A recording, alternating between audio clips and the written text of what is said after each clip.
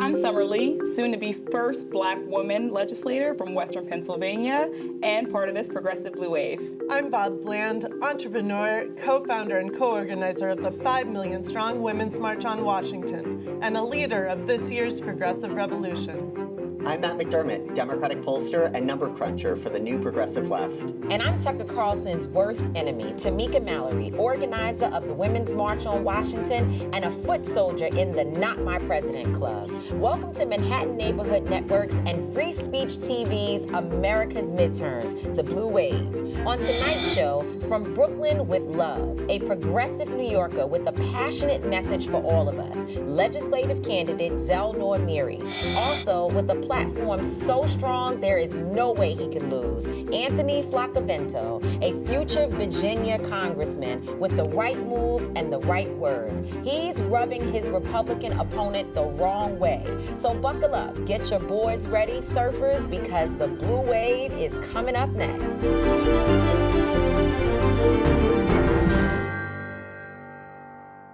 Welcome. We begin with some reflection on the tragedy at the Tree of Life Synagogue in Pittsburgh. While Trump may not have pulled the trigger, he certainly aided and abetted and fostered a climate of hate that resulted in the death of innocent Americans. Let me be clear. What happens to my Jewish brothers and sisters happens to all of us. This is what being a true progressive and an American should stand for. So Trump, if you're watching, I'll get in trouble if I say the things that I really want to say to you today. Summer, I'm going to turn to you. I mean, you're from this area. Your district is bordering right there where this terrible incident has happened. Tell us how people are feeling. How are you feeling? And what is it like in your community at this time? It's a very hard time right now. You know, this heart of our city is one of the most diverse areas. I mean, these folk, they took me in as family throughout my campaign. The people who worship there, the people who live there, those are my constituents, those are my family. So it is hard. But as my button says, you know, we are stronger than hate. And, you know, in this time right now in our country, we all have to be stronger than hate. We all have to be stronger than this rhetoric. We all have to come together. And I think that's what we're seeing in Pittsburgh right now. You know, one of the chants at the vigil that we went to was vote. It was vote, and the people in Pittsburgh are knowing that we need to look forward, we need to activate, we need to get together and do what we can do. And there is something we can do immediately. On November 6th, we can turn out, we can still organize. We took a day off from canvassing. The next day, we got back on it. That's right. You know, Trump likes to talk about the angry mob, but look at what he has produced in this country. I mean, do you feel like really the blood is on his hands in this situation? Absolutely, and we don't want him in Pittsburgh. We saw, you know, immediately he blamed the victims. He said that if those people had only had an armed guard in their house of worship, that it's supposed to be a place that's welcoming. It's supposed to be a place that's welcoming and accepting of folk. To even have armed guards would just be antithetical to what a house of worship says. So to blame them was disgusting. It was right in line with what he always does. And when he said that he wants to come to Pittsburgh, I feel like I can speak for my community. I can speak for my city. We don't need him in Pittsburgh. We don't need hate in Pittsburgh, and we will not give hate refuge. Not in our city. Summer, I think you said it so eloquently. This country is under attack right now by white supremacists, and we have a president of the United States, the Republican Party, that has not only actively denied its existence, but has empowered those people. And our only response as Americans can be to come out and vote. We have to take power into our own hands, and we have to make a change in this country right now. Right, we can't reward him or the Republicans who have supported him for this behavior. And, you know, by golly, he stands up and says he is a nationalist, a white man, declaring nationalism. It is extremely dangerous, and I think that there is no way we can ignore what is happening and who is actually sort of, you know, the head white supremacist in charge. I said that. I mean that. That's the way that I feel. And he accepts that. You know, he seemingly accepts that. He accepts that characterization. It's clear. And it's one of many. There was 3 different acts of hate this week alone, and they were all directly from people who were on forums or had vans covered in Trump and Pence memorabilia. And then he went on to just do rally after rally after rally. He didn't even pause. He didn't even pause to honor the dead or to even give their families any solace. I think this election must be a referendum on whether we want to go towards hate. We know exactly what we get with him. We know what we get. We know what our task is.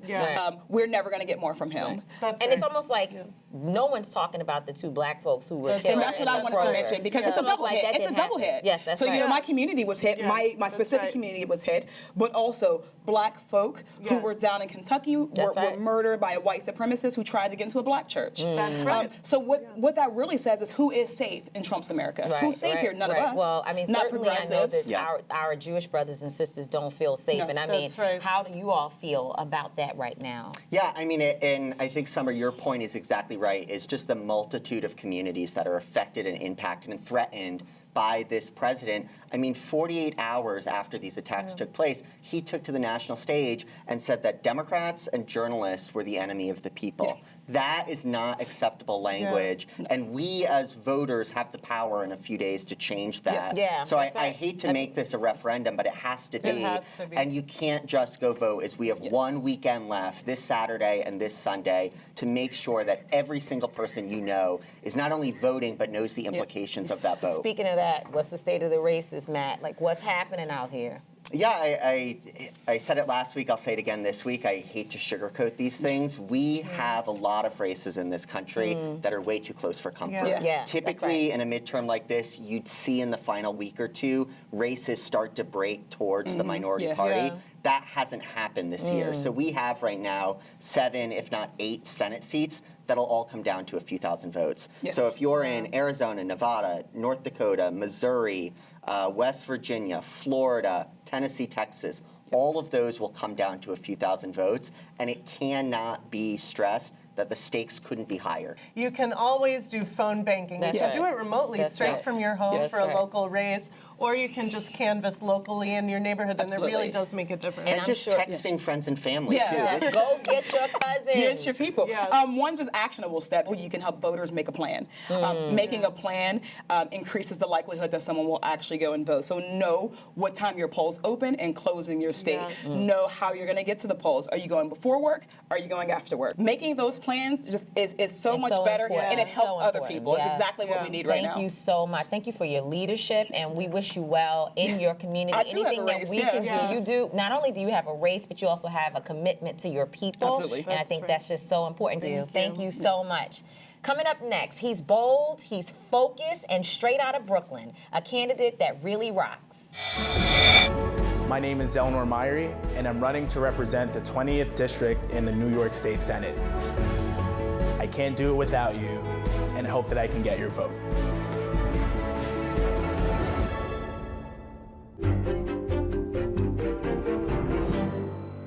This New York borough is hip, cool, and almost totally progressive. And so is our first guest, running for the New York legislature, model candidate Zeldin Orman, the son of immigrants, a guy standing up for what's right, and a progressive. Zeldin, welcome to America's Midterms. Before we talk about your race, let's go to Pittsburgh and just talk about how you feel about what's happened there and how much of this can be placed at the feet of Trump. You know, what we saw in Pittsburgh was an unspeakable tragedy. Some folks might not know, but there are more Jews in Brooklyn than there is in any county in the entire United States. So it's a tragedy in which we felt very personally.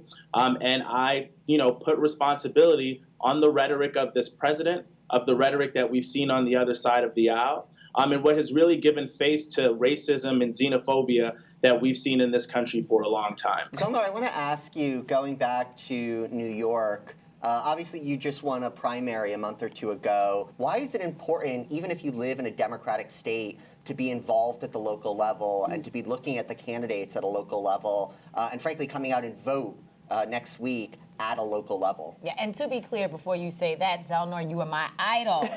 Your win made you my idol. Thank you very much. It's so important for us to be involved on the local level. A lot of folks don't know, but the everyday things that affect your life, the trash, the school, That's right. justice system, that's controlled by your local legislatures. And so the situation that we had here in New York was a situation in which we had more Democrats in our state Senate than Republicans, but Republicans controlled the state Senate because there were a group of Democrats who decided to give their votes to the Republicans. And that had a very, very hard impact on communities of color, on reproductive health, on climate change legislation, because the Republicans in this state were not about to move any progressive bills. So Zeldin, we have a lot of folk who are looking at the IDC, looking at how blue dog Democrats vote. Who do we go for then? What is a progressive? Who should we be looking for? Who can we trust now? Democratic voters, voters of color, marginalized voters in New York or in the nation? You know, my political philosophy has always been, how can we do the most good for the most vulnerable in our society? And that, to me, is what defines what a progressive is.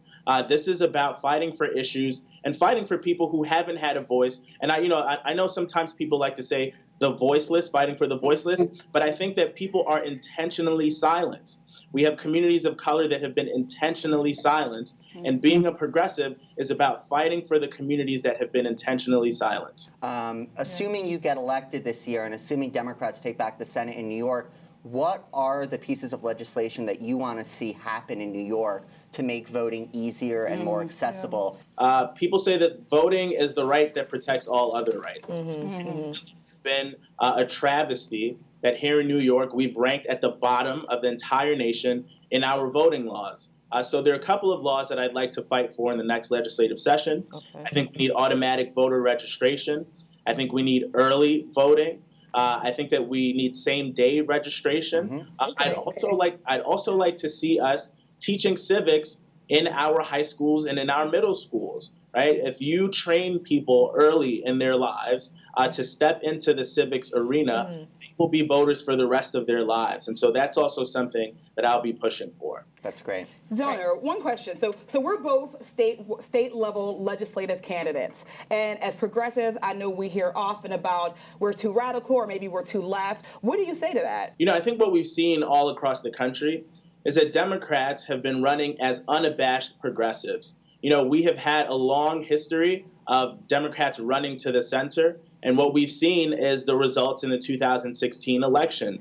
We cannot satisfy ourselves with pleasing everyone. What we need to be doing is running to the left and saying, here are the issues that affect our communities directly. You know, I think a lot of times people like to frame progressive issues as radical notions, but I don't think it's radical to say that everyone deserves health care. I don't think it's radical to say that everyone should have a decent place to live. I don't think it's radical to say that everyone should be able to vote easily. And I don't think that it's radical to say that we need to be protecting a woman's right to choose. These are things that Democrats have been running on unabashedly all across the country, including in the local level, and people have been responsive to it. So Zeldin, what are your predictions for next week? When you wake up on Wednesday, what do you think will have happened both locally and then at the national level? That's right. I'm very confident that we are going to take back the New York State Senate. We have some excellent Democratic candidates, not just here in New York City, but out in Long Island, up in the Hudson Valley, and further upstate. So I feel confident that we're going to regain the majority. I think we're going to take back Congress. New York is going to play a serious role in that. We have some excellent congressional candidates in Long Island and upstate. And so I think that we're going to be able to check what this president has done and to be able to start mitigating the damage that he has wrought all over the country. Well, thank you so much, Zeldin. My hero, Zeldin Orman. I appreciate you so much for coming on and being with us today. You've got some great talking points, and we believe that you're actually going to do the work. So get out there, and as I tell every candidate who comes on this show, knock on those doors. That's right. Door to door wins the war. That's what they say. Thank you very much. That's right, Zeldin. Thank you. That's right. You. Go bring it home. Next, I love this candidate. His bumper sticker says relentless. Virginia's progressive powerhouse, the Floccavento.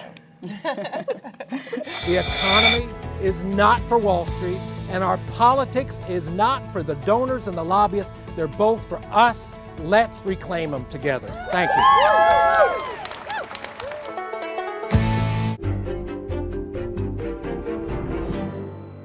Roosevelt, Kennedy, Obama now add a new name, Floccavento, a true progressive fighter, and now a congressional candidate in Virginia, a farmer and an entrepreneur. Congress today, President Floccavento, maybe tomorrow. Please welcome the guy shaking up Virginia's 9th district, the Flock. Welcome. Glad to be part of it.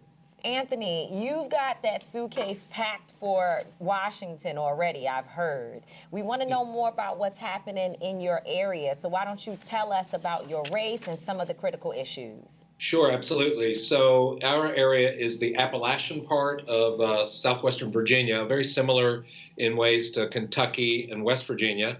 And the big driving issue here is an economy that is definitely not revitalized. Trickle-down economics sure don't trickle down to places like southwestern Virginia. And so we've fought a campaign that's focused on real wealth building for ordinary people, farmers, small business owners, coal miners, factory workers, and it's resonated. We've done 100 town hall meetings across the district. Wow. People are coming out from across the spectrum, and looks like they're excited about a progressive person winning in an area that everybody else thinks is so red.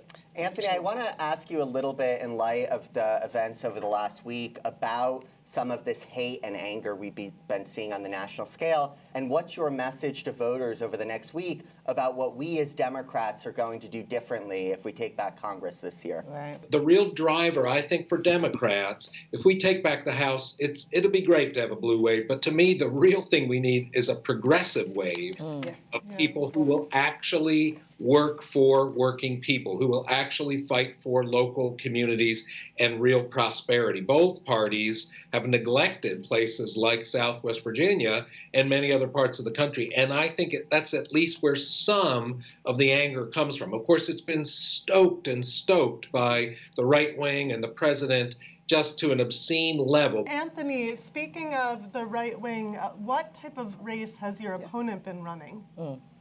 My opponent is a member of the Freedom Caucus, and he himself is not a vitriolic person, but he is a party line guy who talks about the fact that what we really just need to do is fight for coal, fight to protect our guns, and fight not fight, but to allow this trickle-down economics to give it time to work. And it's not working. It's not going to work. Right. So you've been, you've been really hands-on. You talk about the 100 town hall. You're talking to thousands of voters. How has this grassroots effort impacted your campaign? What is the feel of all these folk you're talking to? Oh, it's amazing. It's a real give and take. The town halls, I speak for about 7 to 10 minutes, and the rest of the hour and a half or 2 hours is all about people talking to me, all about questions and comments. I have learned a ton. Right. Thing from successful approaches to dealing with the opioid crisis that we face, to new ideas for businesses, to the needs of school teachers and mental health workers. I mean, it's been really a learning experience. It's been tremendous. So what is item number 1 on that agenda? Is it repealing the tax cuts that passed a year ago? Is it health care? What is that number 1 priority? Yeah, it's probably a threefold number 1 priority, if I can cheat a little. It really is a truly revitalized economy that actually works for people. Right up there with that is healthcare, and I talk a lot about a Medicare for all system, and it's very well received. And then the third thing is public education. Our schools are really hurting here. Those three together are the ones that come up virtually everywhere. And of course, in different places, you get other issues. So Anthony, what's at stake here? This is a big midterm. What is at stake for the folk in your district? I think it's 2 things. At the local level, it's just simple old-fashioned representation. They simply have not been getting good representation for the last 8 years. They've been neglected and ignored by the current congressman, and people want a working congressperson. That's number 1.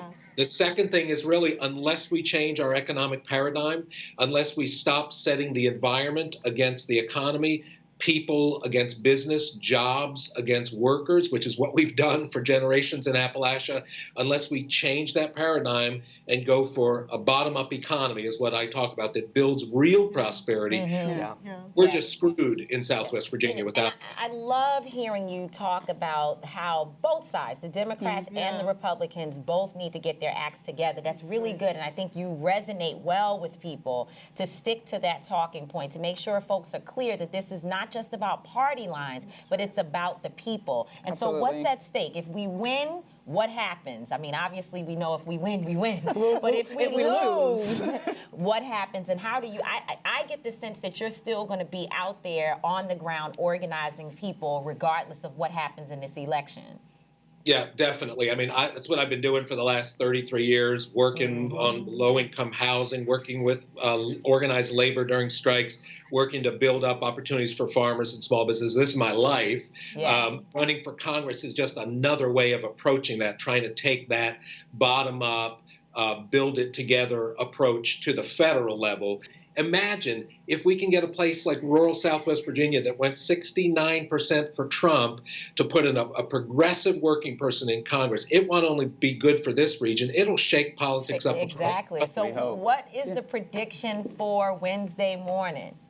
Next Wednesday. How are we going to be feeling on Wednesday? Next Wednesday. Yeah. Right. Well, I'll be slightly hungover either way. Hopefully a good hungover. What do you anticipate at the national level? What do you think our outcome's going to be next week? Yeah, and let me also add on to that and specifically ask about the Senate race in Virginia. Well, I think, I know Senator Tim Kaine pretty well. I've known him for a number of years, and he's the opposite of Corey Stewart. Number one, he's just an eminently decent human being. Yeah. Did social justice work in Latin America, was the mayor of Richmond, has gone up to become one of our 2 senators. He's a pragmatist like me. He gets stuff done, and he just is a person who exudes love. He's really the opposite of Corey Stewart, and I think he's going to beat the pants off Corey Stewart. We hope. Well, we hope every reason to think that. I think nationally, I'm not much of a prognosticator. I feel confident in the Democrats taking the House. I'm not sure about the Senate. I feel confident as well. We want to be celebrating with you. Thank you for being with us. Keep knocking on those doors. Don't stop. You're already on the ground, but stay out there. Don't get tired. We won't. All right. Thank you for being with us. Coming up, Matt does the numbers, gives us our predictions. We want to hear, Matt, what's going to happen on Tuesday. Plus, a toast to the candidates, or maybe just the first victory celebration. That's next.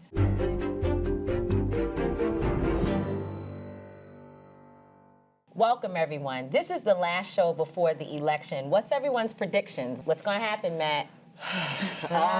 These deep breaths are scaring me. So this is the weekend that matters. Yeah. We have all been working so hard for months, for frankly 2 years now, coming to this moment, and this is it. We need to be all hands on deck over the next few days. We need to be getting out that vote. Yeah. Republicans are energized. Democrats are obviously energized too. We need to get out our voters across the country. So these long lines in Georgia, who's standing on these lines? For Stacey Abrams? Not? Tell me what's happening. Yeah, and it's definitely our voters. It's some of theirs as well. The frustrating thing to me about these lines is they shouldn't be happening. Voters should not be having trouble getting to the polls. It should be quick and it should be easy. And I get the frustration. We need to overcome that frustration and fix it with Democrats in office who can make some legislative changes.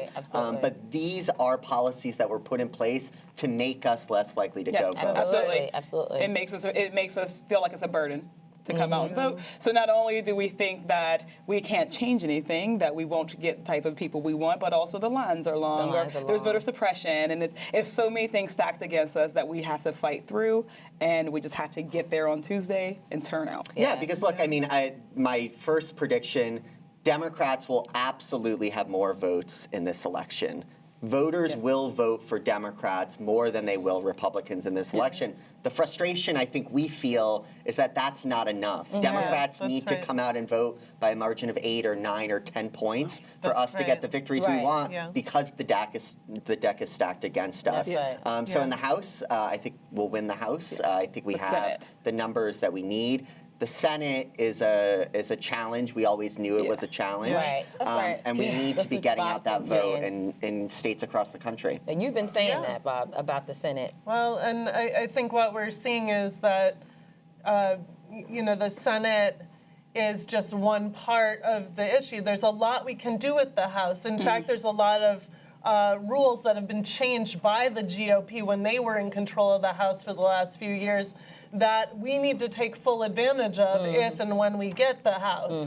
But it's also got to be about us building this strong bench of candidates across the nation at the local level, at the state level, that we can continue moving forward after this election. And we just need to make sure that voters know that this is a referendum, that this is absolutely a turning point for us. Do we go further towards fascism or do we go back towards recommitting to democracy? Yeah, I mean, this is a turning point, and this is a reminder, as we've had far too many times over the last decade, that elections have consequences. Yes, and the election consequences in 2018 with the Democratic House are investigations and accountability into Trump administration actions that we haven't had.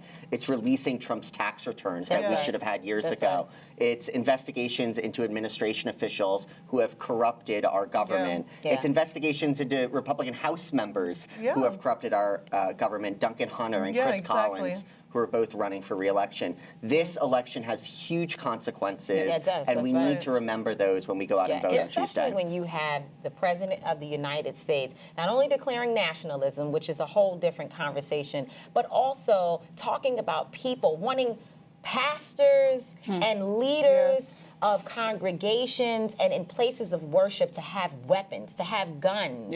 And how can you tell people that they should be packing when they go to church? I mean, this is ridiculous. And declaring that every single one of us around the table and every member of the Democratic Party is an enemy of the people in America. Absolutely. That That's what is fascism looks like. That's what it looks like. That's what it sounds like. So we talk about fascism, but what can we do? So I think at the Senate level, let's start there. Because that, frankly, is the more difficult conversation to have. I think we have a lot of potential to re-elect Claire McCaskill in Missouri, potentially Heidi Heitkamp in North Dakota, and we need to be working on those efforts. We also have the chance to elect some new women senators this year, in Kirsten Sinema and in Nevada as well. So we have opportunities there, even in the face of headwinds. In the House, I think we have some incredible candidates. Sharice Davids in Kansas comes to mind. We have a lot down in Florida as well. Just women and Lucy men. Macbeth in Georgia. Yes, Lucy Macbeth. And then, I mean, I think, you know, sort of further down the ballot, we have the chance this year to oust Republicans that have been the antithesis of Democratic policies for years. Scott Walker. We got to come back to that. And this is good. You were getting into it. But did you notice that he didn't mention any of the candidates that I mentioned specifically? Is it looking bad? He's making me feel a little nervous. He didn't say anything. But listen, Andrew Gillum will be the next governor of Florida. Our president. That's a strong prediction. I believe that as well.